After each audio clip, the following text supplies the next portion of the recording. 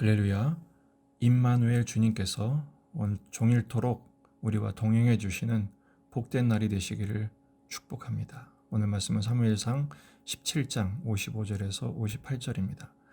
사울은 다윗이 블레셋 사람을 향하여 나아감을 보고 군사령관 아브넬에게 묻되, 아브넬아, 이 소년이 누구의 아들이냐? 아브넬이 이르되, 왕이여, 왕의 사심으로 맹세하옵나니 내가 알지 못하나이다 하매, 왕이 이르되, 너는 이 청년이 누구의 아들인가 물어보라 하였더니, 다윗이 그 블레셋 사람을 죽이고 돌아올 때 그 블레셋 사람의 머리가 그의 손에 있는 채 아브넬이 그를 사울 앞으로 인도하니, 사울이 그에게 묻되, 소년이여 누구의 아들이냐 하니, 다윗이 대답하되, 나는 주의 종 베들레헴 사람 이새의 아들이니이다 하니라.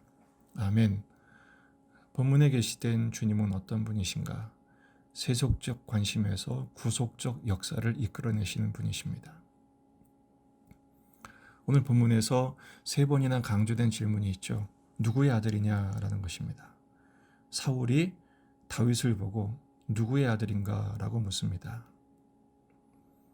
사울이 다윗을 모르진 않습니다. 이미 그 전에 만난 사이죠.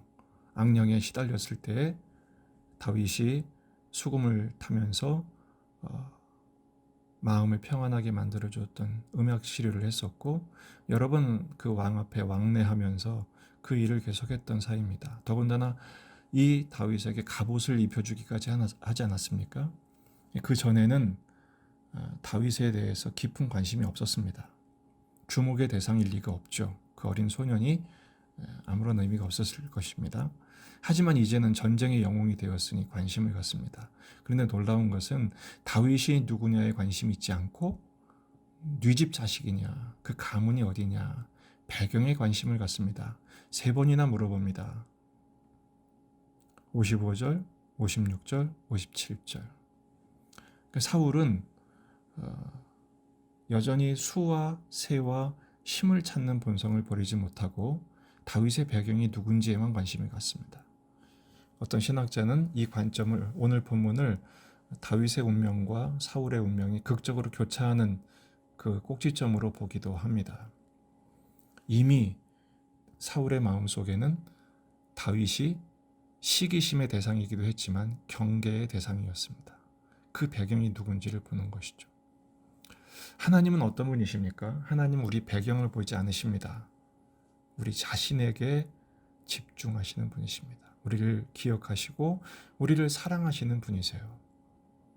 이사야 49장 16절에서 17절 말씀, 여인이 어찌 그 젖먹는 자식을 잊겠으며 자기 태에서 난 아들을 긍휼히 여기지 않겠느냐. 그들은 혹시 잊을지라도 나는 너를 잊지 아니할 것이라. 내가 너를 내 손바닥에 새겼고 너의 성벽이 항상 내 앞에 있다고 말씀하시는 분이십니다. 다윗이 대답하죠. 저는 주의 종 베들레헴 사람 이새의 아들입니다.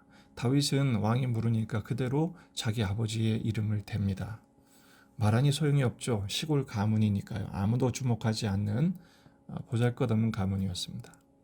하지만 본문은 이새의 아들 다윗이라는 것을 의도적으로 강조하고 있습니다. 왜냐하면 이 계보가 구속사를 이어가는 하나님의 역사 선상에 있기 때문에 그렇습니다. 하나님이 다윗을 통해 일하시고 다윗을 통해 메시아를 오게 하실 것을 지금 예표하고 있는 것입니다. 에스겔 37장 24절 이하의 말씀, 내 종 다윗이 그들의 왕이 되리니 그들 모두에게 한 목자가 있을 것이라. 그들이 내 규례를 준수하고 내 율례를 지켜 행하며 내 종 다윗이 영원히 그들의 왕이 되리라.